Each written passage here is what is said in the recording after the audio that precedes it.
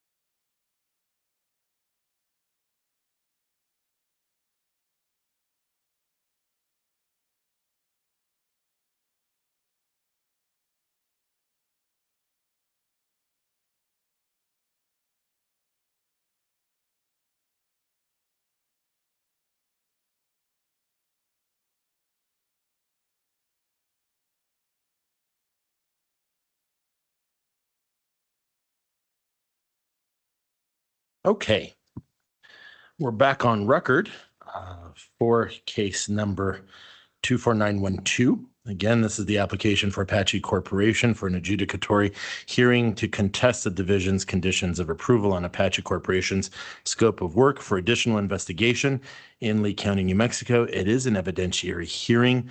Mr. Tremaine, we had left off with you and your witness, Mr. Powell. So we'll let you continue from here. Thank you, Mr. Chair, Commissioners. Mr. Powell, we've gone extensively through your slide deck now, and I just want to ask in summation if at this point in time and after everything that you've heard during the course of this hearing, leading up to this hearing, when you look at this matter from an enforcement and regulatory standpoint, do you still believe it is necessary that as a result of this hearing, there is an order issued with definitive investigation requirements with date certain deadlines? I do. Okay. Mr. Chair, I don't have any further questions. I would just like to kind of wrap up the discussion of our rebuttal exhibits. Sure. So as you may have noticed, we skipped OCD rebuttal exhibit number 8. We believe that the discussion yesterday with Apache's witnesses adequately addressed the questions. That presentation was not necessary. OCD rebuttal exhibit 8 is withdrawn. And then we are also, as we previously discussed, withdrawing OCD rebuttal exhibit number 9. I just want to make quite clear for the record that we've had what I think this morning are ongoing good faith discussions about how to respond to the fourth quarter monitoring report. That is some time sensitive things. I won't represent that the parties are in a full agreement on every detail of that, but there is my understanding that we have a path forward over the next couple of weeks for immediate response actions. But we do not withdraw the entire content of rebuttal exhibit 9. And what I mean by that is that OCD still relies on and requests those original conditions of approval. The additional ones are essentially what is withdrawn, but all are included in that same document. So I wanted to clarify that. And with that, it's my belief that the appropriate next step is to, one, tender Mr. Powell for cross-examination, and then proceed to close this matter if there's any further and seek an order if there's any further action necessary. OCD would handle that separate and apart from this case. Okay. So just, excuse me, to make sure that we understand, you are going to be omitting rebuttal number 8 and part of number 9. Is that what I understood, Mr. Tremaine? Yes. Okay. Mr. Mullenberg, are you understanding the same? Did it die?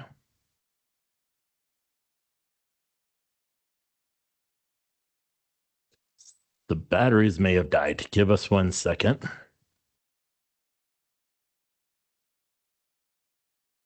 Right?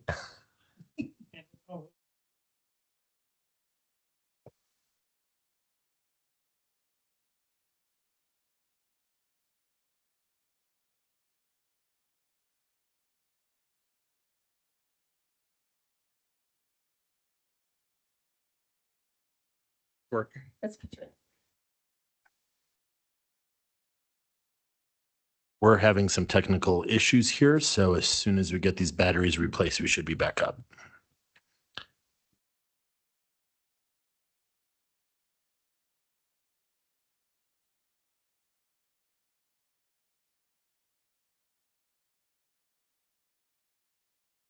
Thank you.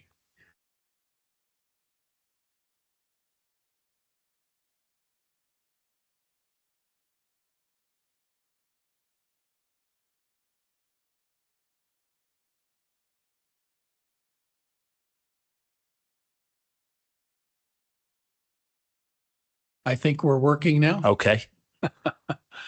Thank you, Mr. Chairman. Yeah, I think I understand what Mr. Tremaine is proposing, and we didn't have a chance to talk about it, but I think I get the gist of it. So of his proposal. So I think we're probably ready to proceed with cross-examination unless there's anything before that.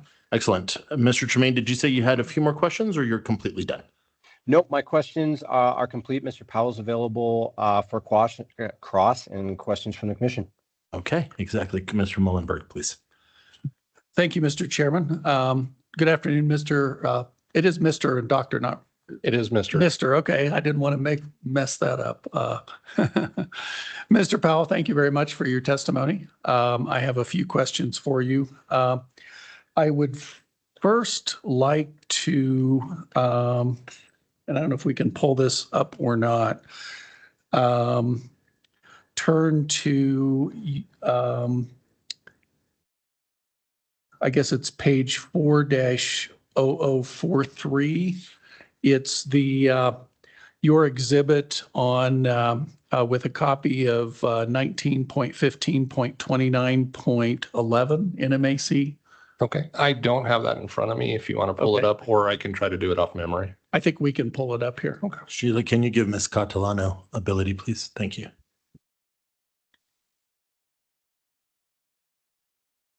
Yeah, 4-3. Yeah, right here, right here. Yeah. All right.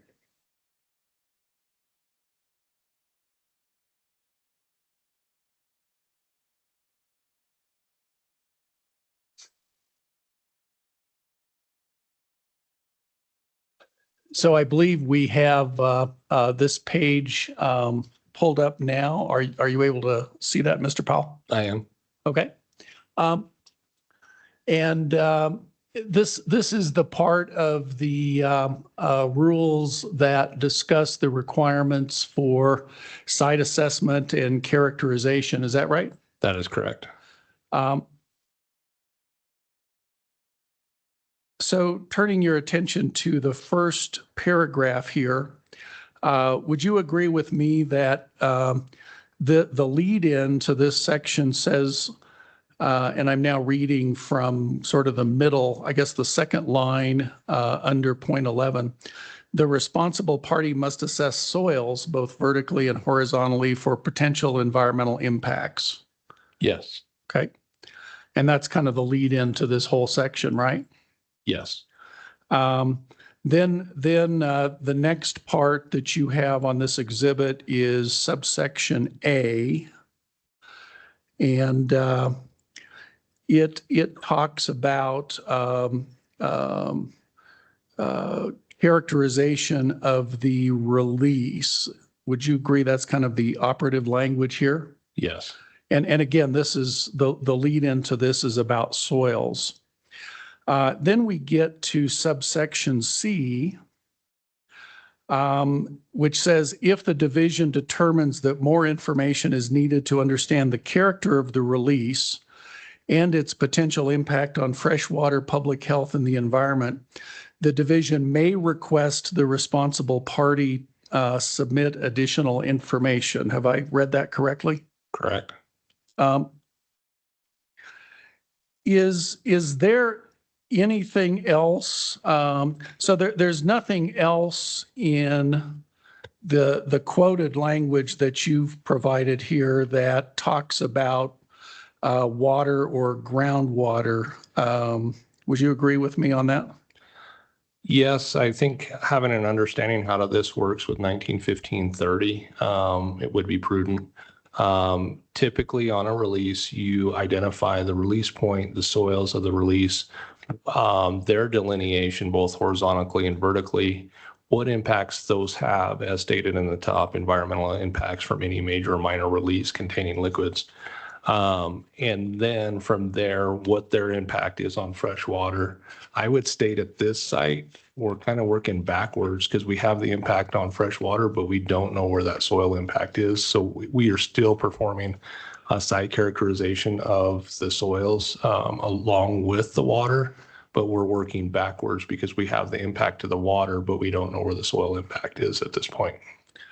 And that statement makes sense to me and perhaps explains a little bit of the confusion here, at least from a legal standard, where we found, I guess, as you would say it, some potential groundwater impacts, but we don't know where they're coming from. Would you agree with that? That would be correct. Yeah. And of course, if you have an unknown source, you have some challenges characterizing the source, right? Exactly. Right. But at any rate, I think we're in agreement that section 19.15.29.11 doesn't really say much about groundwater or water characterization. No, because typically once a site is characterized as having groundwater impact and assessed to have that, then it's transitioned over to 30. At this point, that transition has not happened at this site because we haven't completed the characterization under 11. Right. So if we move ahead a couple of pages to 4-0045.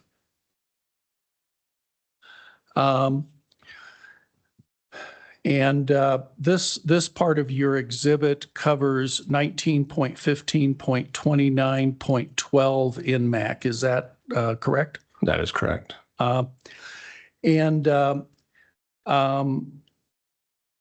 There's a sentence at the end here that says, if the director determines that the release has caused water pollution in excess of the standards and requirements of 19.15.30 AC, the director may notify the responsible party that an abatement plan may be required pursuant to 19.15.30 in MAC. Is that a correct reading of that sentence? Yes. And is it fair to say that there's been no determination by the division at this point, at least formally, that the release has caused water pollution in excess of the standards and requirements of 19.15.30? At this point, I have not requested the director do that because I don't feel we have the information to require an abatement plan at this point, based on the site characterizations that we have. So that's why I haven't requested to move it to 30, just because of that lack of information to be able to abate the site as it is right now. Okay, fair enough. Do you recall during your testimony this morning talking about some of the monitoring wells required under the division's conditions of approval in the areas of the highest chloride concentrations? Yes. And do I recall correctly that well, would it be fair to characterize your testimony in that regard as indicating that those wells are not needed to delineate the outer boundaries of the chloride plume? That would be correct. They would be to investigate the concentrations internally of that. Right. And is it a fair characterization of your testimony that you feel the need to for additional characterization in this area of the highest chloride concentrations to be needed to begin to assess how to move toward remediation? That would be correct. And I think to clarify, when you say the areas of the highest chloride concentrations, it would be the areas of the highest currently known chloride concentrations, because they have changed even between the March and October sampling. Those levels have changed dramatically. So we didn't know where the areas of highest chloride concentration were in the March report that we responded the conditions to. Fair enough. So basically, you're limiting your answer to the data that's available, and I guess the highest chloride concentrations is shown by the current mapping. Correct. We're trying to get enough information that we can possibly move to the abatement section of 30.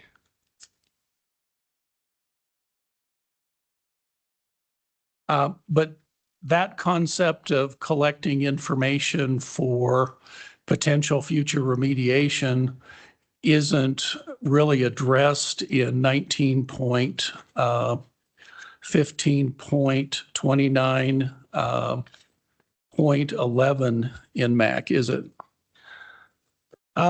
Generally, yes, because it goes over the site characterizations, both horizontally and vertically. We still, at this point, like I said, haven't found the source of the soil contamination.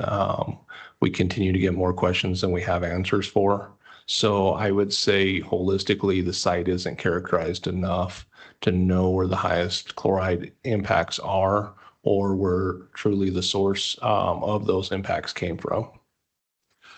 But I guess going back to our earlier discussion of 19.15.29.11, I think we agreed that the responsible party must assess soils both vertically and horizontally for potential environmental impacts. Isn't that right?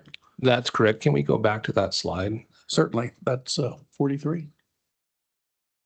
So in C, I would point out the first sentence that if the division determines more information is needed to understand the character of the release and its potential impact on fresh water, we're still determining that potential impact on fresh water. And we don't know the soil source. So the site is still being characterized under 2911 because we don't know its potential impact on water at this point. Right. But if I understand the kind of the overall discussion of the process here, one of your criticisms of Apache is that it hasn't, let's say, initiated additional investigation, at least to the degree that the division would like, correct? It was more statement of fact of processes till now. I wouldn't say it's a criticism overall of Apache, but it was a statement of occurrences to this point. Right. But when we look at the subsection C that you just mentioned that sentence ends, and I'm talking about the first sentence of subsection C, the division may request the responsible party submit additional information. Is that correct? That's correct. Okay, thank you very much.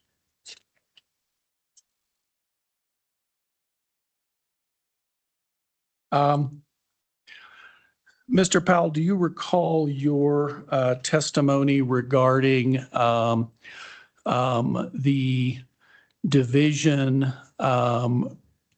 requesting of Apache in around, I believe it was November 2023, to drill a monitoring well location? I'm sorry. Do you recall your testimony regarding the division's request of Apache to drill a monitoring well in the location of what's currently identified as well TMW 17? So I didn't testify to that. I believe Ms. Romero did, but I'm aware of that general statement. Okay. Yeah, I thought I recalled you testifying earlier, but that's fine. And if I did, I don't remember, but I'm aware of it. I would be happy to answer any questions regarding it. Yeah, I think the statement that I had in my notes that you made is that at that point in time, the division didn't have any particular reason to suspect that there might be very high chloride concentrations in that particular area. Do you recall that? I do. We didn't know what we were going to get out of 17. We had a sample result further east that had chloride contamination, and a sample result further west, and a extremely large area in between, and we were just closing the gap. And Apache, in fact, did not object to a drilling of the well in that location, and in fact proceeded to install that well in the November 2023 drilling campaign. Is that right?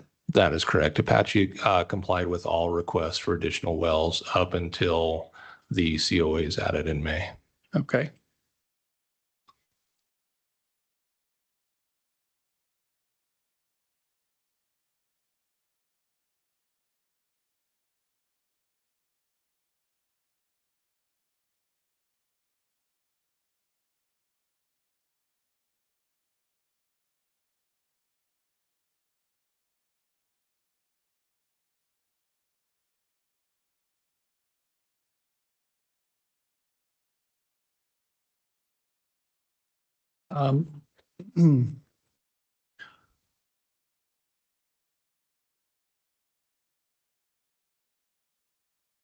Sorry for the delay, Mr. Powell. I'm just looking through my notes. I know I have one other topic of questions, but I don't have a lot more. I'm just trying to avoid missing anything.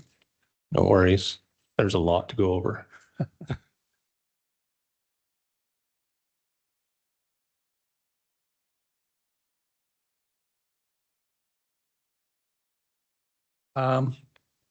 Yeah, I think a couple of areas. So I'd like to turn to your slides, beginning with 4-0064, if you could pull those up for me, please.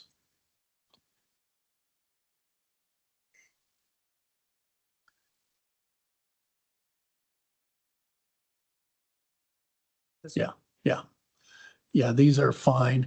And just to explain this a little bit further, on this slide, number 64, and the following two slides, 65 and 66, they show some significant buildings and development on this map. Is that right? That's correct. These are for scale or understanding of scale. It's the Windell-Chino building that we're in today is in the bottom left-hand corner of that map, and is identified as the 1220 South St. Francis Drive. Correct. And I think you've explained this well to the commission, but I just want to make sure it's clear for the record that in fact you simply superimposed an image of the area around this building onto the probably Google Earth maps of the site around EBDU number 37. Is that right? That's correct, just for an understanding of scale. And you don't mean to suggest in any way that there is any actual buildings or residential or commercial development of any type on this site, correct? Correct. Do you know where the nearest location of any residential or commercial development might be with respect to the area around the EBDU number 37 well? I do not. Our typical charge is looking at groundwater quality as a whole. It's not to identify the residences. Okay.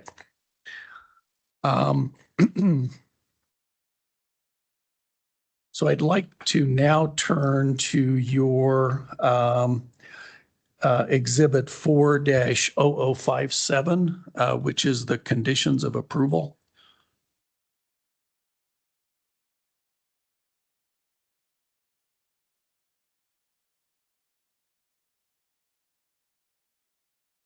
I think we're there. And I just want to clarify for the record how some of your testimony fits with this. So in this document, we have a series of, at least it begins with several parts of a condition 1, and I think they're labeled condition 1A through 1N. Right.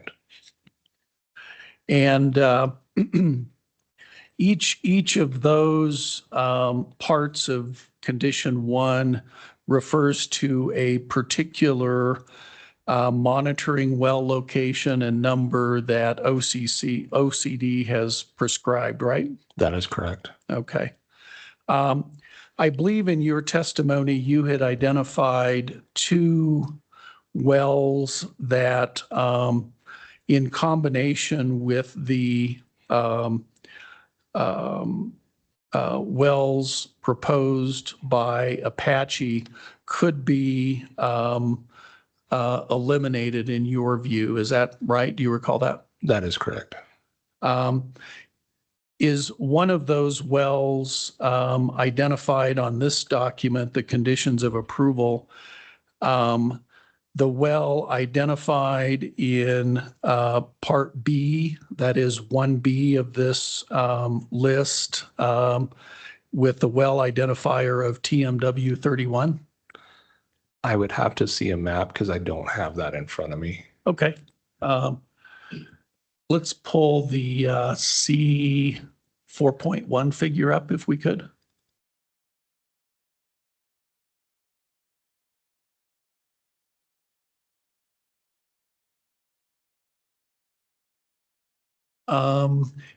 Yeah, stop there. So, Mr. Powell, can you see this exhibit C dash 4.1? I can, and I made a note of the well being between 12 and 22, so that would be the well. So the well TMW 31 shown in the upper right of this Apache exhibit C 4.1 is the same as would be referenced in condition 1B of the conditions of approval? That would be correct. Okay, thank you. And the other one, if I recall correctly from your testimony, would be a well identified in the conditions of approval as TMW 38, and in particular, conditions of approval 1I. So let's see if we can find that on the map. That would be what's marked on this map as TMW 38, correct? correct. So it would be the well with green TMW 38 in the lower right-hand corner. So based on what we've just talked about, Mr. Powell, is based on your testimony, Part 1B of the conditions of approval and Part 1I of the conditions of approval referring to wells TMW 31 and TMW 38 respectively could be dropped from the commission's consideration of the division's conditions of approval? That would be correct. Okay. The other thing I would like to point out here for clarity, back to the conditions of approval document, is at the end of that in Part 1M and 1N, would you agree that there are duplicate TMW 42 Yes, well identifiers? that should be 42 and 43. I apologize. Okay. And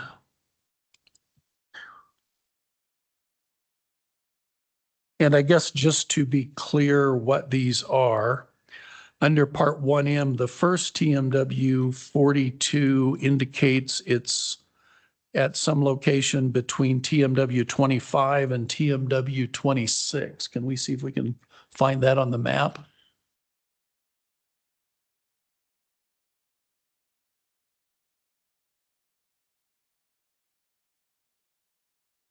Well, yeah, we'll see if we need.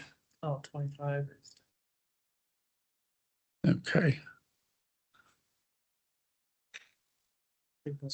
So I think that might be the one labeled on the map, TMW 31 with the 42 in quotation marks. Got it. Okay. So if we're going to include well identifiers, I'm just thinking of the form of a commission order, depending on what the commission decides to do, but the commission should perhaps consider at least in the conditions of approval, TMW-42 being the well identified on Apache's figure C-4.1 as that well in blue with the identifier TMW-31 with 42 in parentheses. And then let's see if we can find the other one. The other one must be up to the north because it is indicated as being between TMW 13 and 22.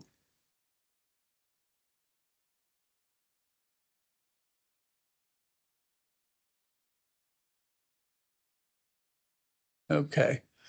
So That would be the one labeled TMW 43. TMW 43 in this map. So perhaps Mr. Grams has clarified that for us. Okay. Very good.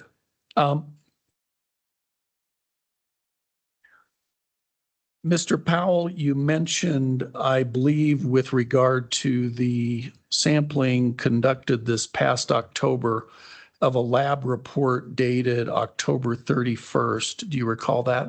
I do. Do you recall that there's actually a series of, I believe, 4 different lab reports reporting from the October sampling? I do. And would you agree with me, or we can pull it up, that those dates of the lab reports run from October 30th to December 5th? That sounds correct. Yes. I think I specifically referred to the TDS and chloride sampling, which that lab report I was talking about, I believe, was generated on October 31st. Okay. That's not in my exhibits. If you want to look at them further, I believe it's in your exhibit C. Thank you. Yeah, I think you're correct.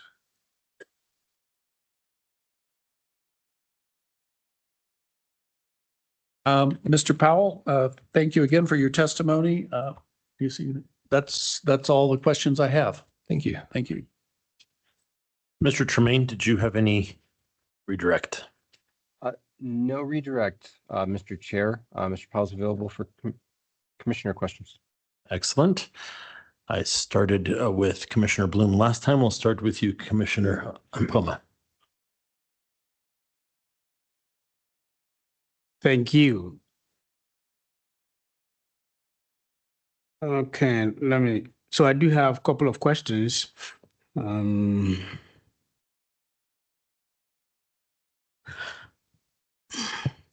So the first question that I do have, if we can bring up the Apache Exhibit C4.1.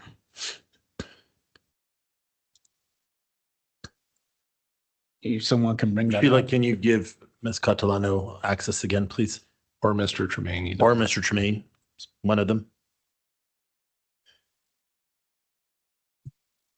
Sorry, I was muted. I think we both did it.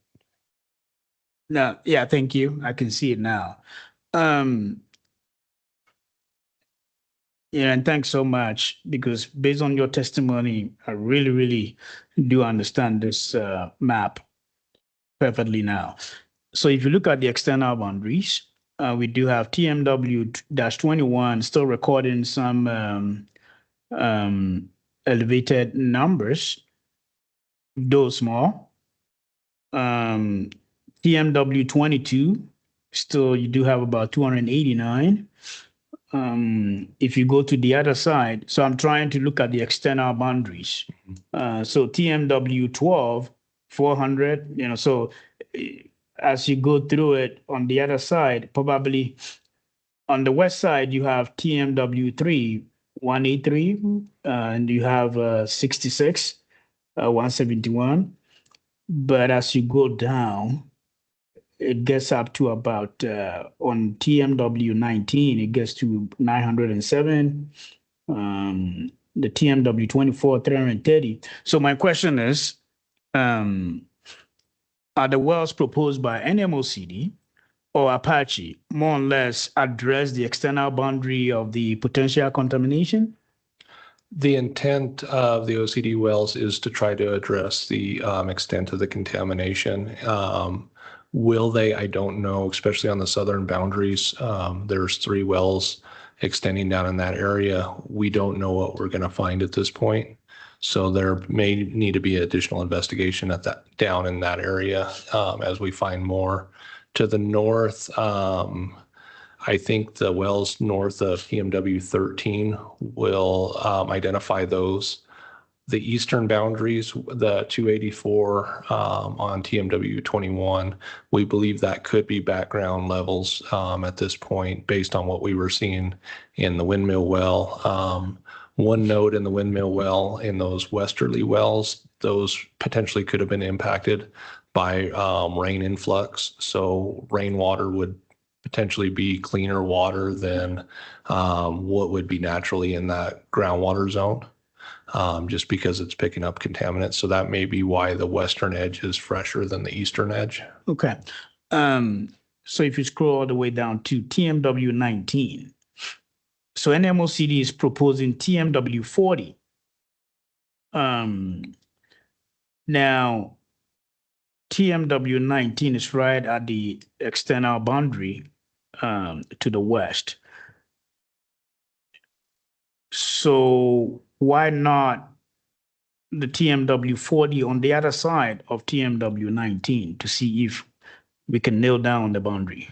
So the intent of TMW 40 was to see if there was a plume coming down below TMW 17 and to try to measure the extent of what that plume may be. But you are correct, TMW 19 being at 907, there may be something westerly as well that may be needed to fully delineate that.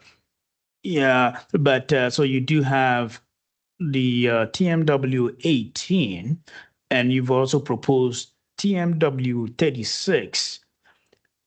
So I believe that the TMW 40, probably the 35, the 36, combined with the 18, if you are prioritizing where to place the wells, I feel like the 40 can probably move to the other side for us to really nail down on the boundary. But I don't know if the 36 and then the existing 18 can address the 17 question or not?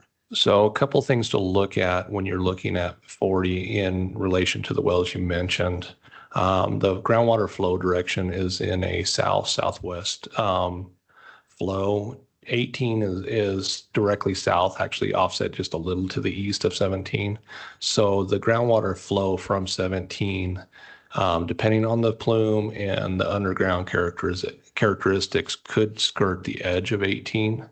And 18, as a reminder, from the March sampling to the current sampling went from 900 to 7,800. So we don't know if it's on the exterior boundaries of a plume or if it's actually in the center of the plume, where if the plume goes down through there, 40 could end up being directly down gradient from 17. Okay. Okay. So you want to still keep the TM40 at the current location? I believe it would be prudent to keep TMW 40 just to see where that flow, because the distance between TMW 19 and TMW 18, I believe is roughly 600 feet. So it's quite a large area. And so that would just close the gap between those two to understand what we're dealing with in that area. You know, and based on your testimony, just want to confirm that OCD position is that the 7 wells that Apache proposed is just not enough. So correct. And just for understanding, of those 7 wells, 5 wells is what OCD also considered and then added 14 to. So only 2 of Apache's wells were not considered in the original COAs. And those were the wells that OCD is willing to drop. Is Apache replaced, found an equivalent area for those wells. So the OCD with the 5 and the 14 additional was looking at 19, where Apache's resubmittal had 7. Okay. So also just to clarify that your testimony is that in your condition of approval, only 2 wells, that will be the one listed on 1B, and then 1I is the one that OCD is willing to drop. That's correct. Okay. And I should caveat that at the end of the day, it's the commission's decision if they want to take the rest. Okay. But OCD's preference would be to keep the others. Okay. Then you brought up another good point. So let me ask you the same question that I asked earlier. So on this particular map, do you believe that, let's say, combining OCD well locations, proposed locations, and that of Apache locations, do you believe that something else can be done to optimize it, to make it more effective? Or you believe OCD's location is more or less okay? I think some of the other options that are out there are more difficult to use until you have proper inputs such as modeling, those kind of things. Because the drastic change between the March sampling event and then the sampling event that was reported in January, it would have been hard to use other methods to do that. I think there are some spot methods that can be used, but those are single points in time as far as drilling down, augering, looking at soil samples. I think to understand what's going on in the groundwater column, the additional wells are needed to assess what the groundwater impact is. And then by doing some investigation in the soil as those are placed, you may inadvertently find maybe where some other soil impacts are to start looking at that. There's some clay lenses that was mentioned by Apache. It could be that chlorides traversed some of those clay lenses, and maybe we can find some of that in the soil investigation during the creation of those wells.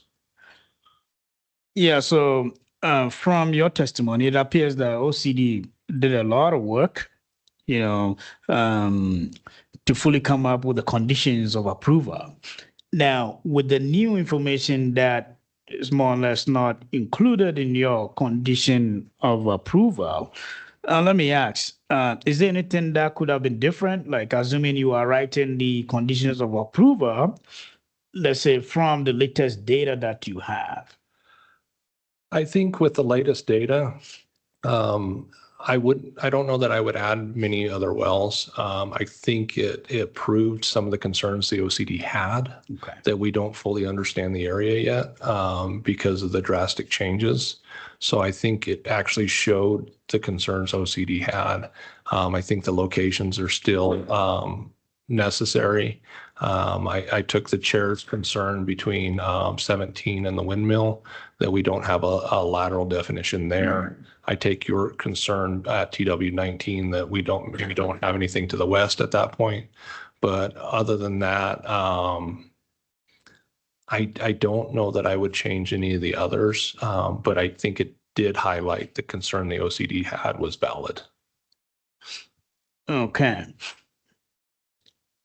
So in the 1915, 29, 11, C, so should the division request additional information, it must do so in writing to the responsible party within 30 days from receipt of the characterization report or remediation plan with what specific information the division is requesting and reasons why the additional information is needed.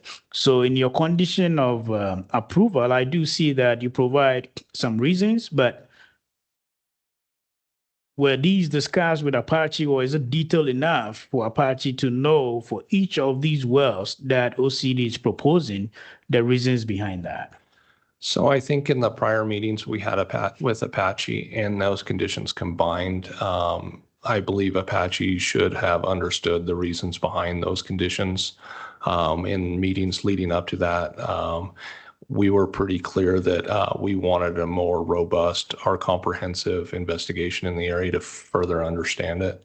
And that paired with where we placed the wells and the statements in those conditions provided that reasoning.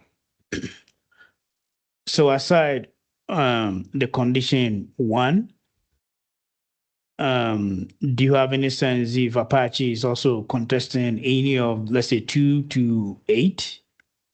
Or 2 to the last one? Yeah, 2 to 8. Are they contesting any of them? The way I took it, when they resubmitted in September and only added 2 wells, that other than 38 and the other well up above, they contested all of them. So of the 14, I took it as they contested 12 of the others. Now, I mean, so condition number 2. Condition number 3. Oh, 4. I That is what I'm apologize. talking about. I haven't heard where they've contested any of those other conditions. Okay, so specifically 1. Oh, Okay, thank you. Thank you.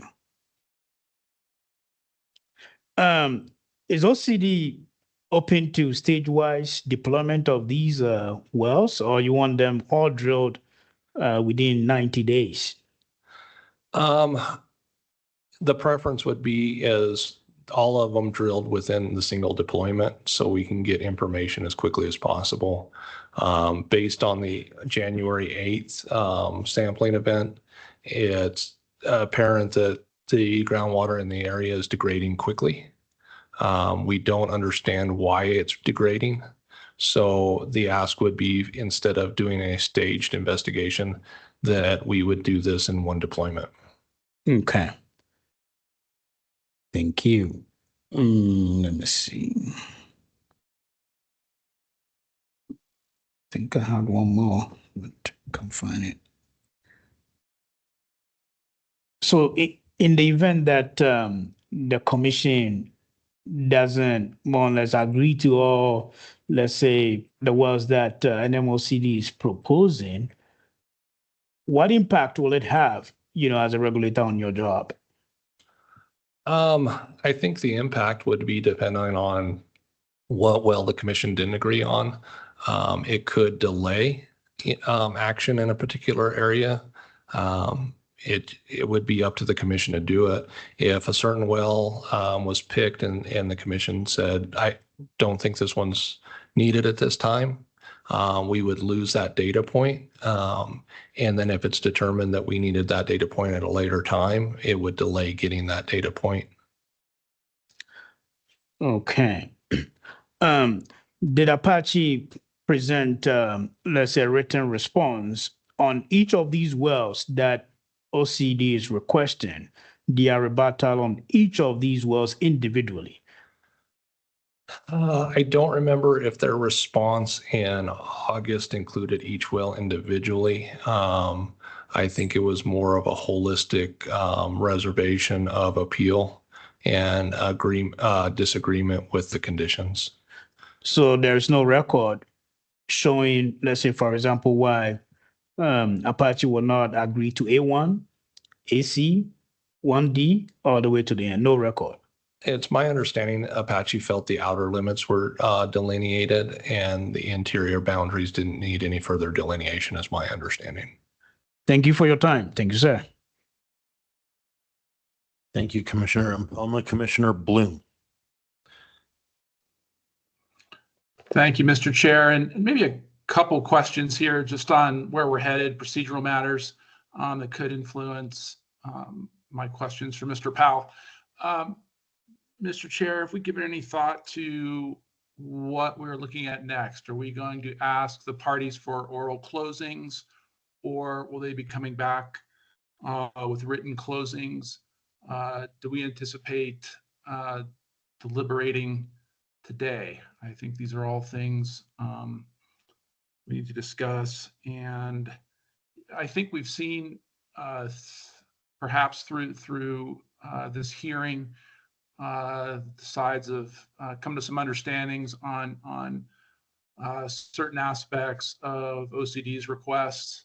I'm wondering if, taking time, having written closings and perhaps time for the sides to talk, if that would be helpful. Of course, these are all things we want to hear from both sides about, but just wanted to check in on this before we get too much further. I'm sorry, were you going to say something? Oh, I thought you were going to say something. I apologize. I was like, oh, Mr. Powell. It's a very good question. Our legal counsel for the OCC is absent today. He had a prior commitment. I think we will have to kind of put a little bit of a recess under the NMAC, especially under 1915-415. We'll have to continue it for a little bit so that we can be able to deliberate. I want to make sure that we have our legal counsel with us when we're doing that. We can always ask for some closing statements if that's what you as commissioners want as well. I was going to open it up to the question for you. We definitely have to all three agree or majority agree to be able to continue under and make sure that the record is officially closed before we continue all of that. So I think at this point in time, Commissioner Bloom, you ask your questions that are pertinent to Mr. Powell. I think I gave you an idea of where we're thinking of going, but I think we should ask the question so we can at least finish with Mr. Powell, and then we can proceed with the rest, if that makes sense to you as well. Very good. Thank you, Mr. Chair. Just a few questions for you, Mr. Powell, and thank you for your testimony today. Mr. Powell, Mr. Mullenberg was exploring with you aspects of 1915-2911 and seemed to suggest that assessing water isn't perhaps required or authorized here. Perhaps that monitoring wells can't be required in this section. I think you addressed that, but I wanted to ask you that specifically. I think it's fairly common practice with the division when investigating a release. They start with 29, especially when you're looking at water, starting with the initial investigation. Typically that happens through soil investigation and then moves into water. as investigatory wells. We're calling them monitor wells, but at this point, I think they're still more investigatory wells. We are monitoring them, but we are still defining what impacts we're having in an area. And that's fairly common when looking at impacts to an area under 29. I think I would agree that once we get past that initial investigation and we move on to more actual monitoring of an overall status in an area, and we look at abatement, that needs to fall under 30.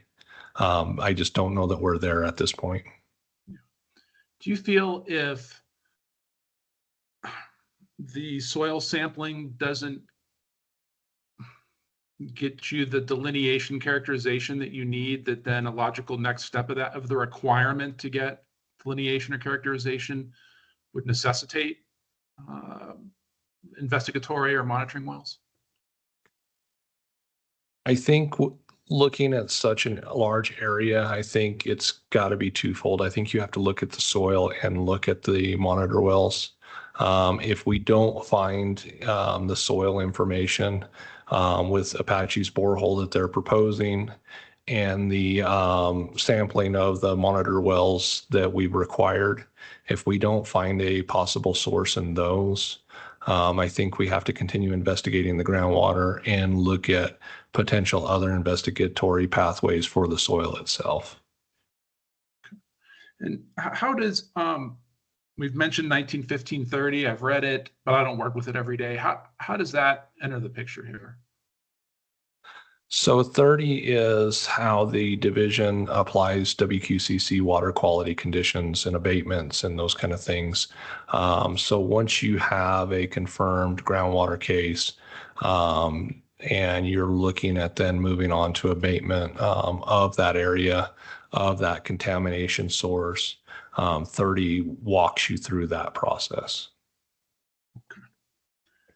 And I'm sure Mr. Tremaine will address this in his closing, but we've heard considerable testimony regarding the spill, the 5-year history, the recent increases in chlorides and TDS levels. We've heard statements from both sides that characterization and delineation of the release are not, the releases has not been characterized or delineated. It's not well understood.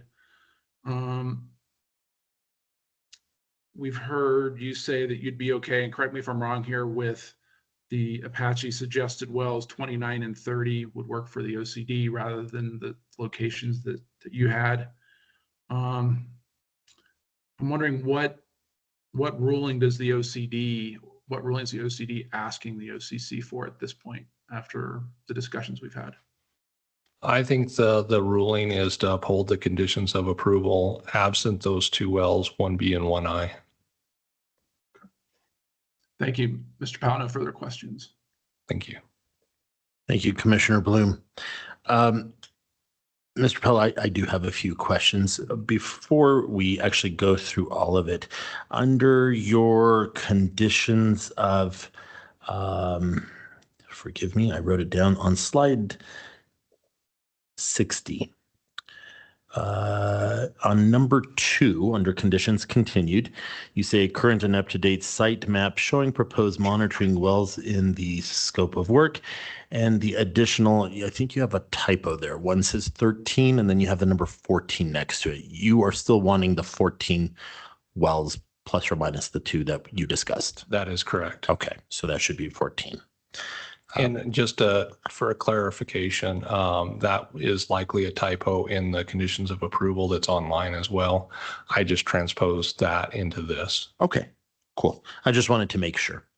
And thank you for your testimony as well. We appreciate it today. You started off in your direct with Mr. Tremaine that you mentioned that basically the majority of the external boundary is pretty much set. I mean, it's not the most perfect of delineation, but we pretty much know how far. Of course, Commissioner Ampoma said on the one side, on the west side, we may need a little more on that aspect. But I just wanted to clarify, part of the reason that you're asking for all of these wells to be entered is to be able to, you stated that we need to be able to see the chloride concentrations within the area and delineate that area so that we can have proper remediation. Can you just kind of explain that to us, please? So understanding where your concentration loads are is part of the key of abatement when you look at that next step, because you don't want to set remediation wells where they're going to be the least effective. If you're upgradient from your source and your groundwater flow is going another way, you're fighting nature basically. So if you have a better understanding of where your concentrations are, that next step of abatement and where you set those wells. So you're going with the natural flow in the area, you're going with the natural contours, and it makes it where that abatement can be more efficient. Okay, thank you. Ms. Catalano, can I get you to pull up C 4.1 again, please? I appreciate your assistance. And if you could just kind of put it where TMW 17 is kind of in the middle of the page, that works good. Thank you. I appreciate it. I will ask you the same questions that I asked Mr. Graham, Apache's witness as well.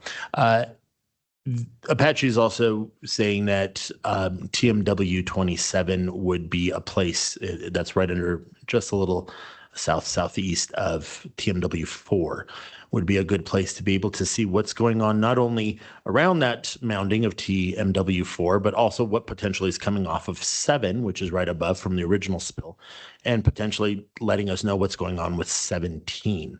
And they also proposed in that instance to put in a pump test there. Do you think that that would be something that would be logical to put up in that region? So to perform a pump test there, if the source is above you, it's not a bad thing to do a pump test in that area. It's going to show what the area responds to. Okay. In their plan, I think they originally had TMW 27 going in and monitoring 3 to 5 years. And they didn't state that additional wells would be put in place during that time. That's a long time just to do a pump test and monitor without doing any other actions as far as abatement. So if TMW 27 is used just as a pump test to see effect in the area, there's going to be a higher concentration of wells around that. So you can see hydraulically how it responds.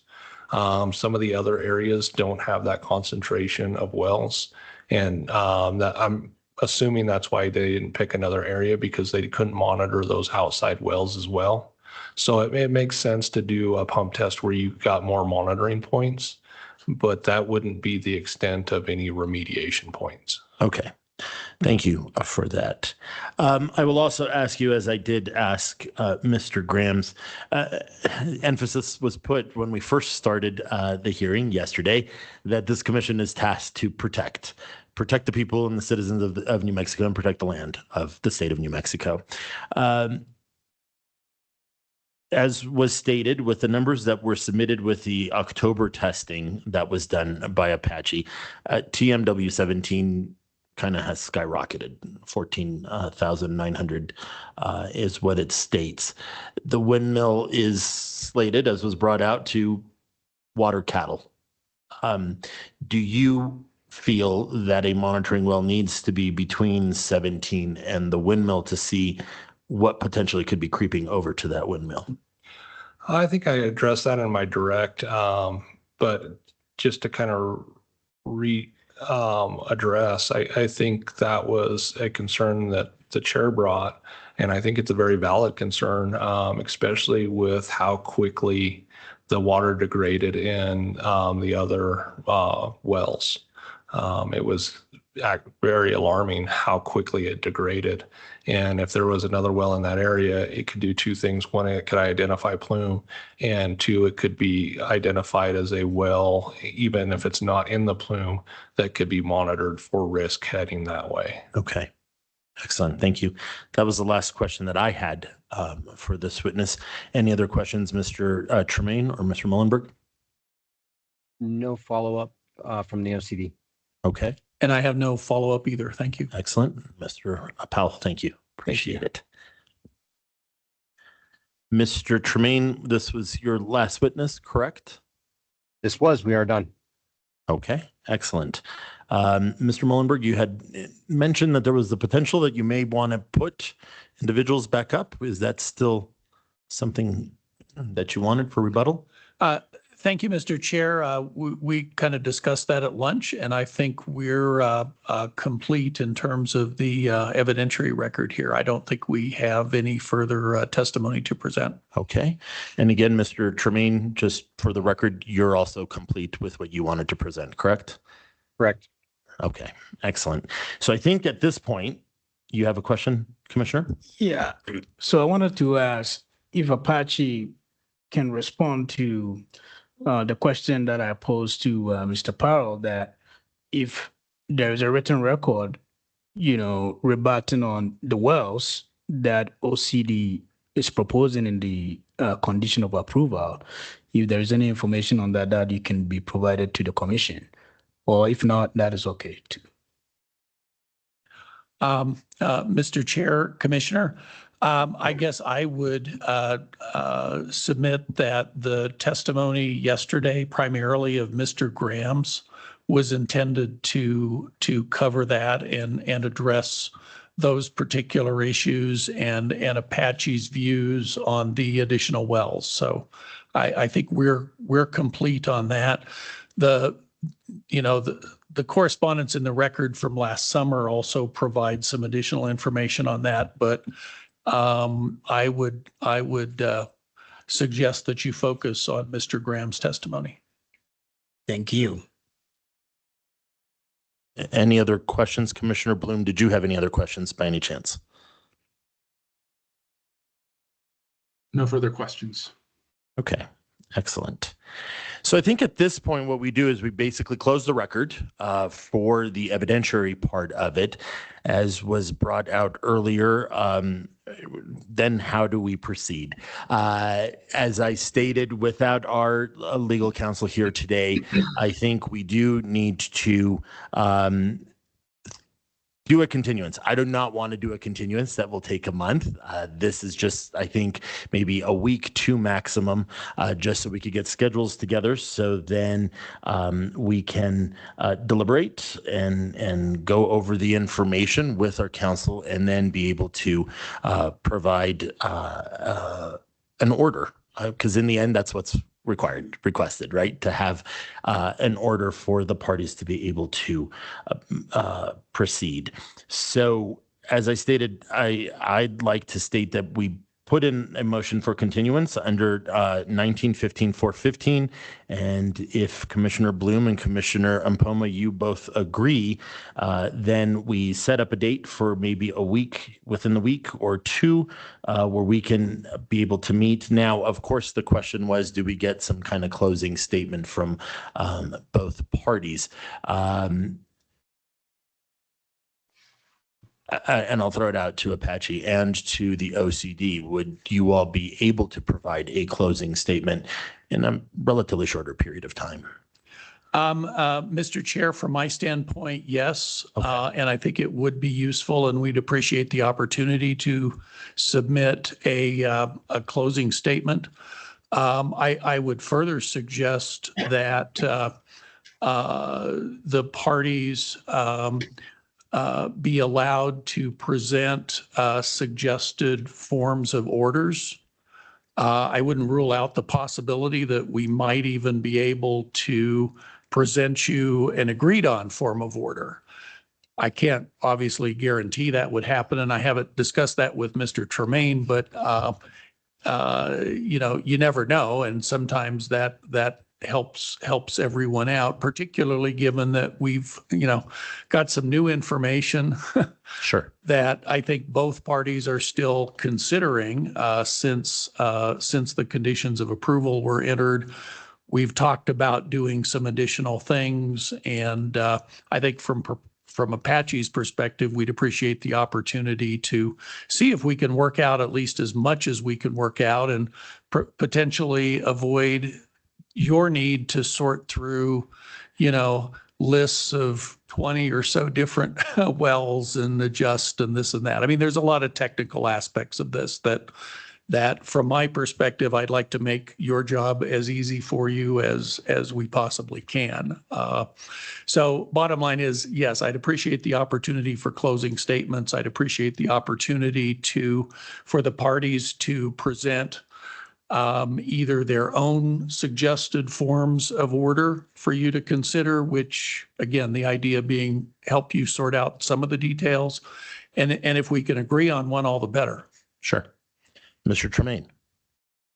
Yeah, I haven't thought about what I would suggest procedurally, but I haven't thought that quite through, but if there is an opportunity to submit a joint form of order, which I think we will be able to determine if that's possible pretty quickly, early next week, I suspect, then it may be possible to submit that in lieu of closing. If there's a stipulation, I don't think we need to prepare closings.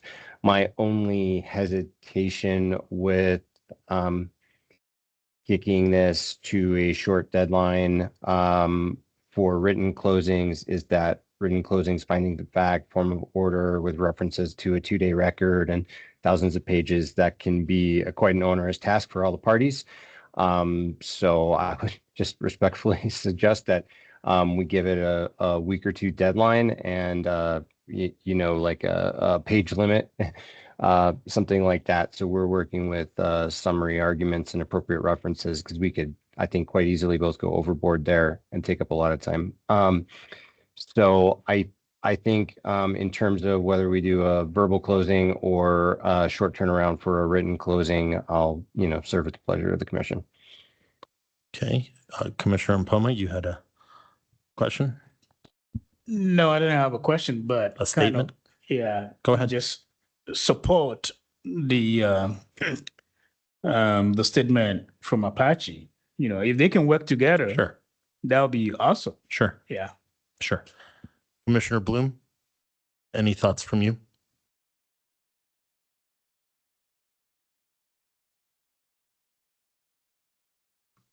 Yes, thank you, Mr. Chair. No, this seems like a very pragmatic type resolution. The sides can meet, see if they could come to us with a joint order. If not, then separate written closing statements would be very helpful. Mr. Tremaine mentioned a page limit. We've certainly done that in the past. I can't remember what we limited them to. It might have been 10 or 15 pages. The attorneys here can correct me if I'm wrong, but I think this looks like a good idea for a path forward. Okay. I actually was also thinking about probably a page limit if a consensus could not be reached. Mr. Tremaine, since you mentioned it, I'm going to ask you, what were you thinking for a page limit? 10. Okay. Yeah, 10. Mr. Mullenberg, would that be something that would be doable? Mr. Chair, I think so. I kind of had the same thing in mind. And Mr. Tremaine mentioned findings of fact and conclusions of law. I hadn't really thought about that. I was thinking more of a wrap-up closing and proposed, again, possibly a stipulated form of order, potentially a couple of separate ones. If we're going to get into findings and conclusions, that raises the specter of a longer time period and a longer document. And I can't say I've fully considered whether those are necessary or not, but at the outset of this discussion, I was not thinking that was particularly necessary. Mr. Tremaine, I saw your head nodding, but I want to give you a chance to be able to respond. No, I'm happy to hear that. We've kind of gone in a lot of different directions with some of these, and those can get quite long. So I was worried about this overlapping with some other filings and cases that we're working on and needing to submit a 50-page document. So yeah, I think wrap it up with written closing arguments, 10 pages in about 2 weeks. If we cannot in advance of that, stipulate to a joint form of order, that would be great. Okay, excellent. So I think we're all on the same page on this one. I do realize that for state government next week, it is a short week because of the holiday on Monday. So that may need to expand it just a hair by plus or minus a day. So if I understand both parties, if we took it out 1 week to be able to kind of get something, is that doable? So then we can deliberate on the second week, or do you need 2 solid weeks to be able to get your paperwork together? So if we do it 1 week from today, today is the 17th of January, it would take us to the 24th, where you guys would be able to submit by the 24th, or do you need out through the 31st? Mr. Mullenberg, we'll start with you.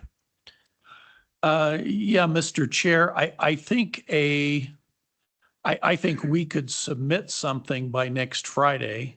Okay. However, the consideration I would give you is, I don't know that we could get to, I think that short a time frame reduces the likelihood of having enough time to try to get to a stipulated form of order. Okay. So from my perspective, there would be advantage for a longer time frame to try to do that. Would the 31st suffice for that? I think the 31st would give us a fair chance Okay. of getting to that.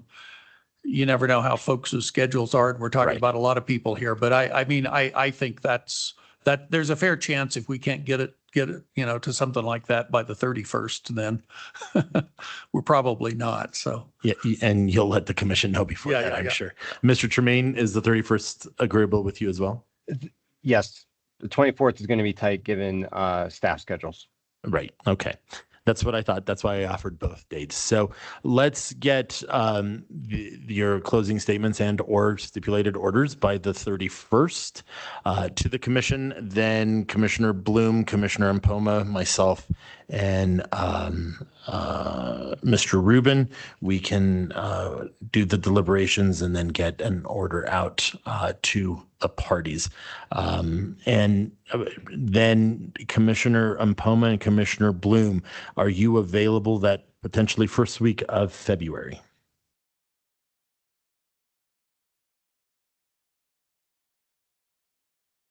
Commissioner Bloom, I'll start with you. Yes, and I may have more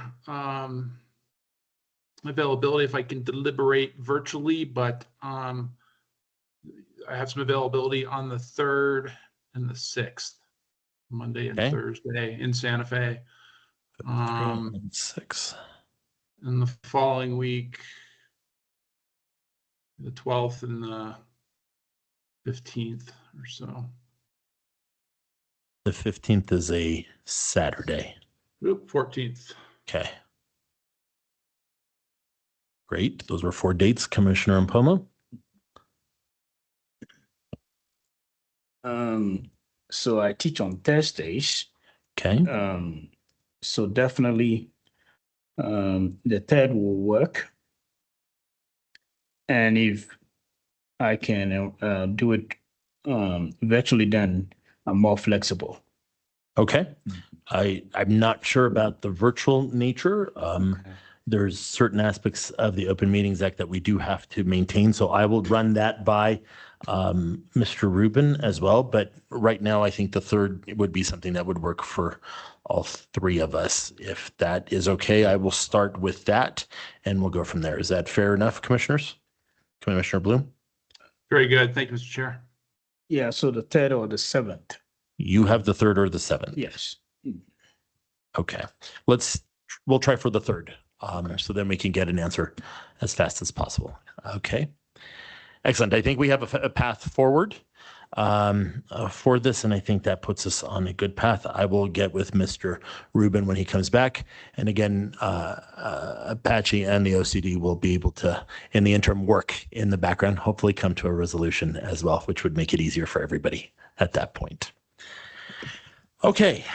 So thank you, everybody, for this particular evidentiary hearing. Anything else that anybody wants to say? Mr. Mullenberg? Just thank you, Mr. Chair. Thank you, commissioners, for your time and attention and astute questions, and appreciate your consideration of this matter.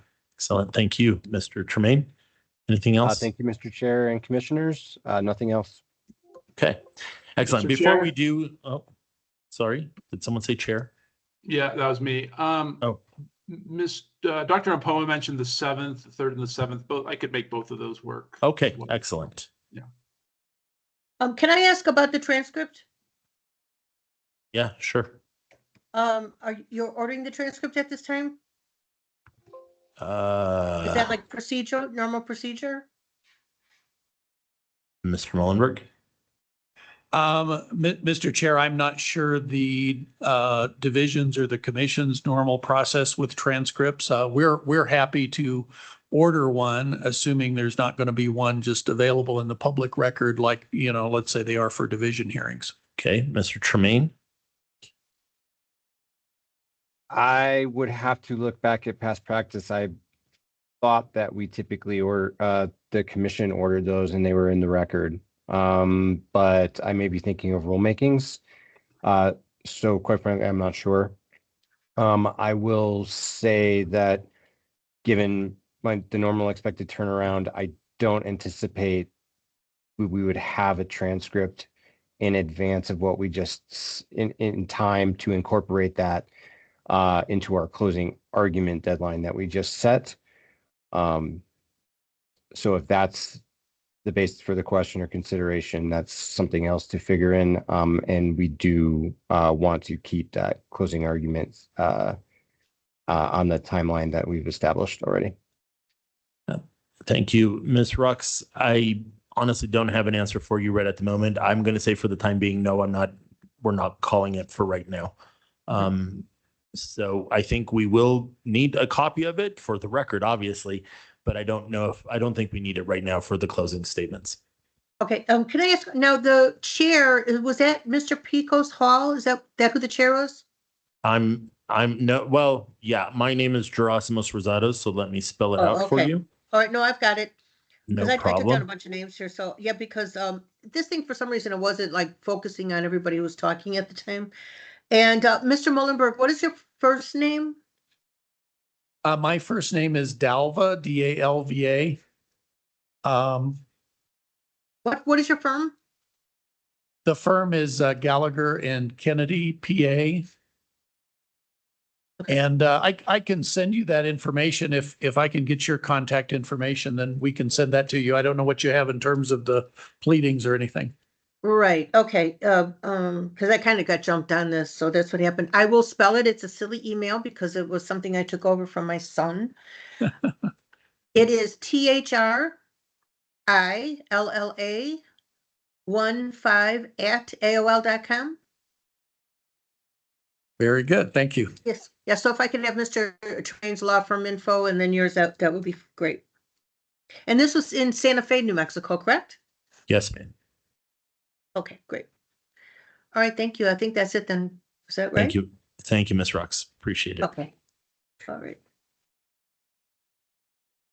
Just to wrap up the meeting, we don't have any pending litigation information right at the moment because Mr. Rubin is not here. There is no other business. Our next meeting is scheduled for February the 20th, 2025. And unless there are any issues or questions that anybody has, anybody? No? Commissioner Bloom? No, sir. Thank you, Mr. Chair. Okay, excellent. Then our meeting is adjourned. Thank you, everybody. Be safe going home. Appreciate everybody's efforts today.